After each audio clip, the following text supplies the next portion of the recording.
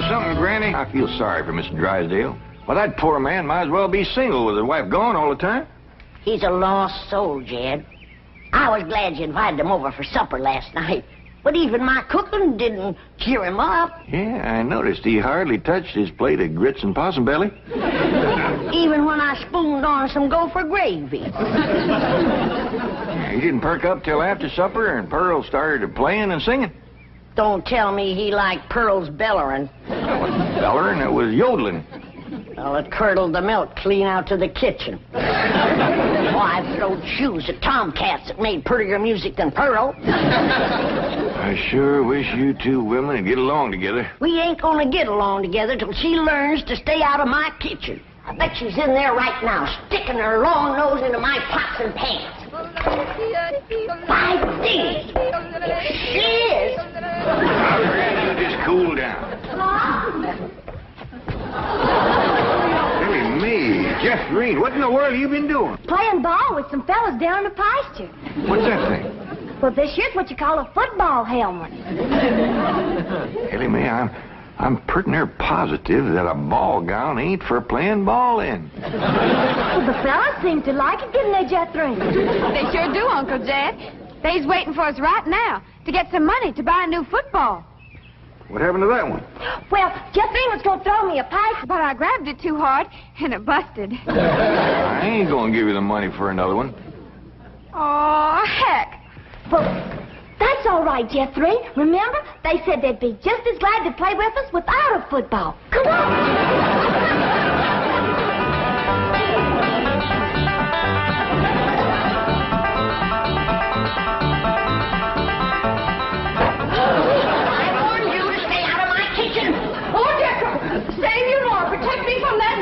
Hold her, Jethro, so I can tackle her. Granny, a thing like that could smart. Put me down, big overgrown foot. Hey, what's going on? Jethro, put your granny down. Put me down. He was fixing to whomp Ma. I'll whop her. Here, Ma, now it's a fair fight. I'm not gonna whomp nobody. Well, then you tell Pearl the next time she sticks her nose in one of my pots, I'm gonna cook it. It is my bounden duty as a mother to supervise the victuals of my growing children. Don't tell me they is still growing. The Clampett side of the family has always been big, strong, strapping folks. It's your family that brought in the runts. Who you call a runt? I think she meant you, Granny. He's about as helpful as a high wind in a prairie fire. Come on, Pearl, you and me's gonna have a talk. Jethro, you stay here and help your granny cool down. Okay, Uncle Jed. Granny? Would you rather I held you under the faucet here to cool off, or took you out to the cement pond and ducked you? Try either one, and I'll bash you flatter than a gander's arch. Now, Pearl. Cousin Jed, I know just what you're going to say. You're going to say, Pearl, stay out of the kitchen. You're going to say, that's Granny's kitchen, and it's none of your business.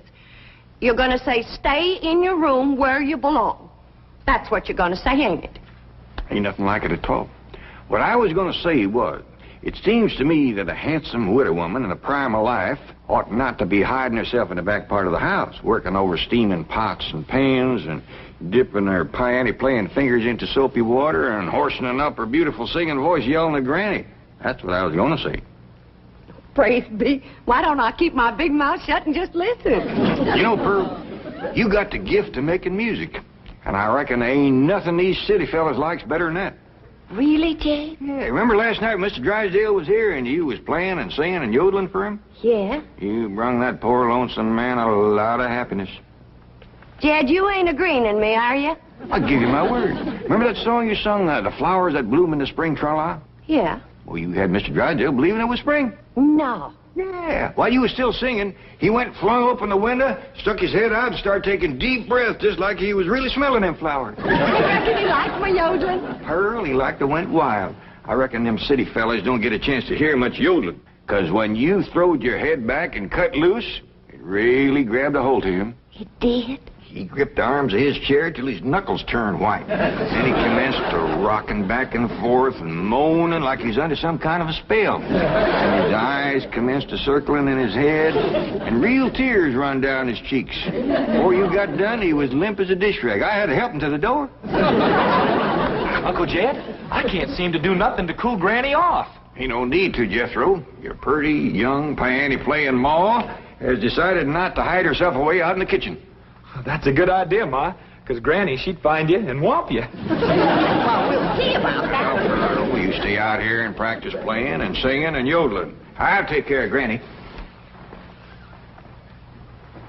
I wonder if I should have told Uncle Jed that Granny's waiting behind the door with a skillet to whomp the first person that sets foot in her kitchen. Reckon I should have. Jed, I'm sorry. I thought it was Pearl coming in. Granny, you done shortened me. I'll make a poultice for your head right away now, Jed. Right away. I'm telling you, Granny, you don't have to worry no more about Pearl coming in your kitchen.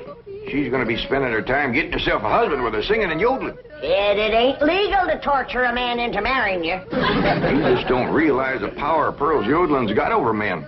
Last night, Mr. Drysdale like to went wild. Pretty near drove me crazy, too. He loved it, Granny. I bet you he's got that yodeling ringing in his ears right now. I can still hear it. An unearthly screeching. Now, Chief, surely it wasn't that bad. Well, I can best describe it as the sound a woman might make if she were having her appendix removed without an anesthetic. Milton, darling. Margaret, I'm so glad to have you back, dear. What a cunning hat, dear. Is it you? Welcome home, Mrs. Drysdale. Thank you. Milburn, I have the most marvelous news. I'm going to a health farm in Arizona. What? Some women were talking about it on the plane. It's terribly chic, quite expensive, and you don't need any willpower. They just force you to be healthy. The doctors are all deliciously mean. But, Margaret, you are healthy. Every doctor in the United States says you're healthy. But, dear, this is different. They reduce you as well. Margaret, if you want to lose weight, just stay home and we'll have dinner at the Clampetts every night. Now, you can't eat the food, but you won't leave hungry.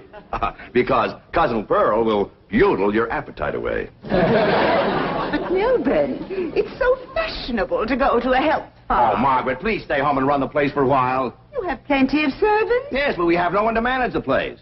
And with both of us away most of the time, the servants are asleep on the job. Well, just hire a good, efficient housekeeper. Oh, yes, just try and find one. Oh, Margaret, please stay home. All right. That's the way you feel. Miss Hathaway. I'll stay home, just as you wish. That's my darling. Yes, Mrs. Drysdale? Telephone the pharmacy and have all my prescriptions refilled. And call my psychiatrist, my neurologist, my internist, and my osteopath and have them come over. Oh, and I'll need nurses around the clock. I just know the servant problem's going to bring on a nervous breakdown. All right. Go to the health farm. No. My place is at home. Please go to the health farm. All right. If you're sure that's what you want. Oh, I want it. Milburn, I promise to come back a new woman. Goodbye. Just think, Milburn. You'll have a young, glamorous wife. Slim, trim, beautiful. All right. Start looking for a new housekeeper. Won't do any good, Chief. We've been through this with... Mr. Drysdale's office. Who's calling, please? Tell him it's a surprise. Surprise? That's what she says. Milburn Drysdale speaking. What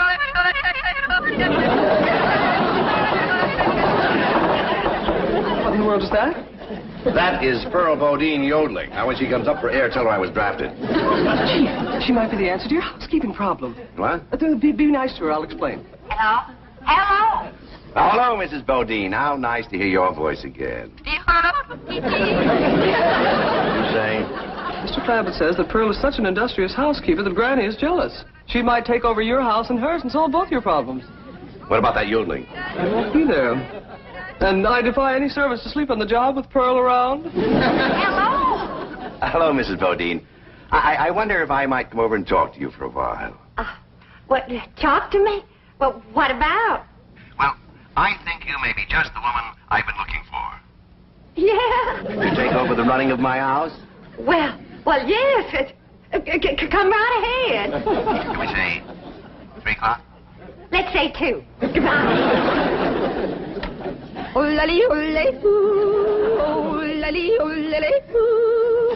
Will you stop that infernal caterwauling of yours? It might be infernal caterwauling to you, but it's pure catnip to me.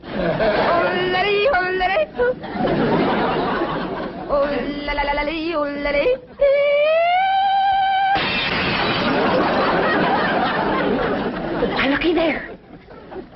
I hit such a perfect note, it busted the glass. It wasn't your voice that busted the glass. It was your face. We'll see who gets the last laugh when my sweetie comes. What, sweetie? That's for me to know and you to find out.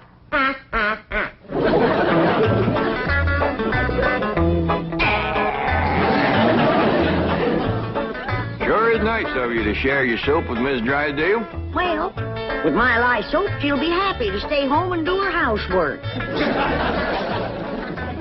Hey, most powerful batch of soap that you ever made. Just a breeze blowing it back on me on the way over here has got me crying. I make a big soap to do a big job.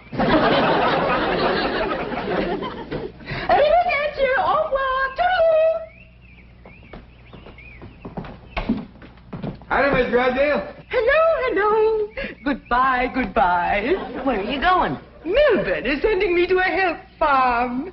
Martin, are we loaded? Yes, ma'am. Well, let's fly. Just a minute, Miss Drysdale. Granny and me brung you something. Yeah, honey. Take a good whiff of this. How nice of you. Tell the gardener to spade it in around the rose bushes. Toodaloo. Oh, just a minute, ma'am. Granny and me'd like to talk to you. I haven't time. The sooner I go, the sooner Melbourne will have his new wife. You say new wife? Completely new. Young, glamorous, slim, trim, and beautiful. Oh, Martin, did we pack my medicine? 16 bottles, Mrs. Drysdale. Drive on. Toodaloo.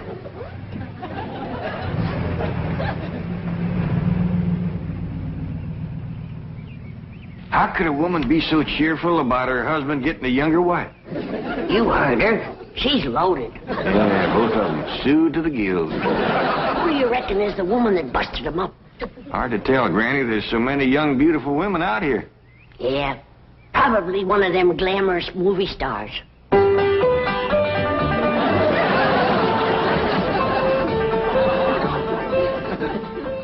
Hey, Ma. You sure are all fancied up. Do I look like one of them glamorous movie stars? Yeah, by golly, you do. Which one? Milton Sills. Go on and get out of here. Now, listen. You find your sister Jethrine and your cousin Ellie Mae and tell them to start practicing to be bridesmaids for my wedding. Are you getting married, Ma? Well, it ain't official yet, but I sure got him anxious. Get going.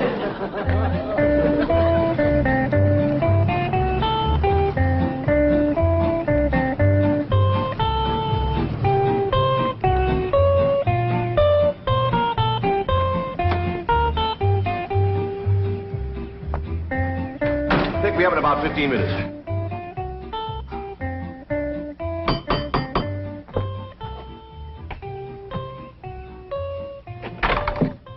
Oh, Mrs. Bodine. Why, Mr. Drysdale, you are anxious.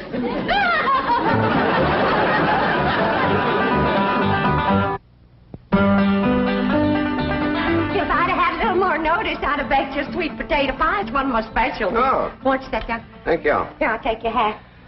Yes, sir, I just love to cook, and I love to sew, and I love to keep house. Yes, I've heard you're an exceptional housekeeper. But I ain't one of them fussy ones. No, sir, not me. I say a man's home is his castle, and it is the duty of a woman to make him comfortable. Oh. Here we go. Yes, a man works hard all day. And when he gets home, he has a right to enjoy himself. Take off his shoes and relax. And listen to some soothing music to calm his jangled nerves. Please, Mrs. Bodine, not like that. Mr. Drysdale, I've got to ask you to keep a grip on yourself. We're all alone in the house. If you want me to keep a grip on myself, I must ask you not to play or sing or yodel. I understand. Kind of makes you go all to pieces. Yes, it does. Well, come on back, and you sit down. Why, Mr. Drysdale, you're perspiring. Why, you got to get relaxed. Oh, please. A man can't say what's on his mind unless he's resting easy. Land's sakes. And with that tie and collar a-choking you, it's a wonder you can talk at all. Oh, Mrs. Bodine, I'll be all right. Really, I will. Mr. Drysdale, you got a hole in your stocking. It's nothing to be ashamed of. When a man ain't got a woman around to care for him, them things is bound to happen.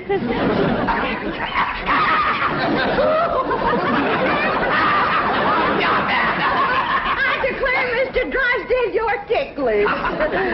Now, look, I'm gonna let you sit easy, and I'm gonna darn that up before you know it. Oh, Mrs. Bodine, no, really, I can manage. No, I ain't taking orders yet. No, please, give me back my sock. Now, give me my I know sock. how to handle you.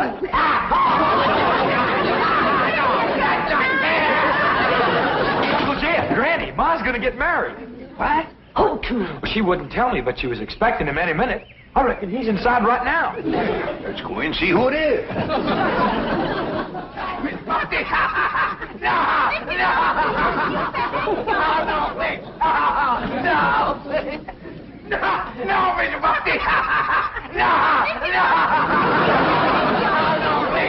Mr. Drysdale. I reckon Pearl is a young, beautiful woman that busted up his marriage. What? It's been her singing and yodeling that drove him to it. Mr. Drysdale. Mr. Clappett, it was just, your cousin and I were... Oh, no, we weren't. Jethro, leave the room. Leave the house. Did you have to come back right now? We was just going great. Pearl, what's the matter with you? Man crazy, always was. Mr. Drysdale, get yourself decent. I'll be back to talk to you.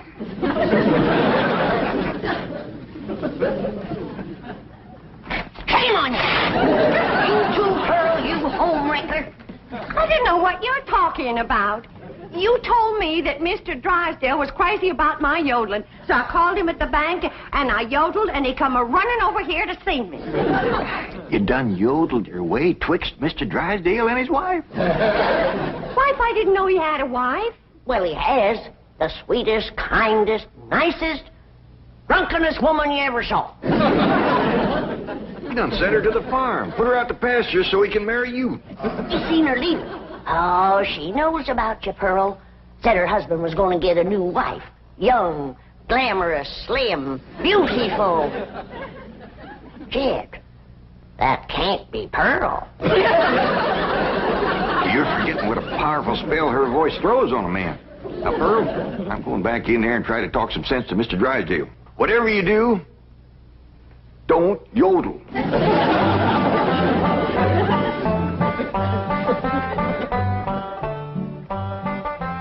Oh, Mr. Clappett, I'm terribly embarrassed about the picture we must have presented when you came in, but I assure you I wasn't at fault. Yes, your cousin Pearl is one of the most... Yeah, my cousin Pearl admitted that she called you on the telephone and stirred you up. But she didn't know you were going to send your wife away to make room for her.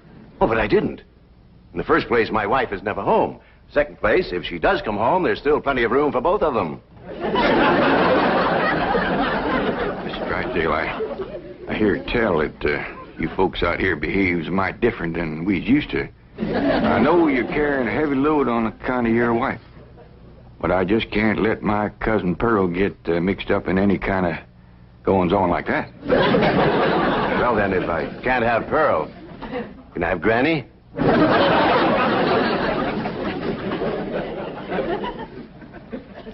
Lord love you. You're a desperate man. What are they saying? How can I hear when you keep pestering me? Oh! Jed told you not to yodel. I was screaming. Tell the difference. What in the world happened to you? We was playing football with some boys. Yeah, and they sure was dumb. Jethrine was a-toting the ball, and they kept a-tackling me. Go get cleaned up, both of you. But Jethro says you want us to be bridesmaids at your wedding. Yeah, who you marrying, Aunt Pearl? What's his name, Ma? Puddin' and Tame. Ask me again and I'll tell you the same. Now, get upstairs. That's a funny name, Puddin' and Tame. Oh, Ma don't care. She once said she'd marry Humpty Dumpty. Well, I like Jethrine Tame better than Jethrine Dumpty. That poor man in there is so sick of his drinking wife, he is wanting to marry either one of you two. Last one in is an old maid. He's trying to save the marriage, not bust it up, and I think I got an idea that'll do it. Now, I want you two to wait in the kitchen, and when I bring Mr. Drysdale in, I want the two of you.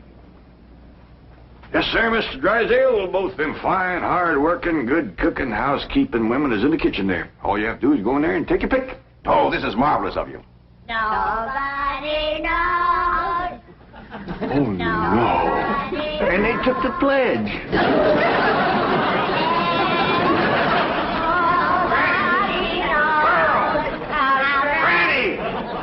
Well, look who's here. It's old Jed himself. And there's Milby, baby. You fellas want to dance? Come on, have a little dance. Come on now. You can't dance with her. Why not? It's all downhill. Take your pick now, Mr. Drysdale, while I can still walk over to your house. Oh, he's gonna pick me. Ain't you, sweetie Milby? Oh, no, he ain't. He's gonna take me, ain't you? Get your banker grabbing hands off of him. Will you shove it, fella? Will you shove it, huh? I'll show you. Shove it there.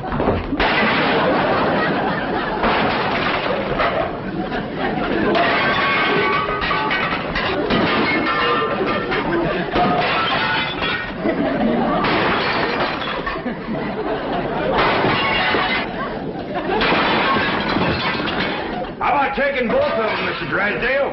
No, thanks. You done it, girls. Bless you both. Pearl, you were just great. So was you, Granny, darling. Together, you saved that man's home and you saved his marriage. Now, don't it give you a good feeling? Yeah. Well, I'm kind of winded. I think I'll go upstairs and rest. Call me when lunch is ready, Granny. Oh, now, just a minute, Pearl, honey. We got a lot of mess to clean up here. Granny, darling, you give me strict orders to stay out of your kitchen. Remember?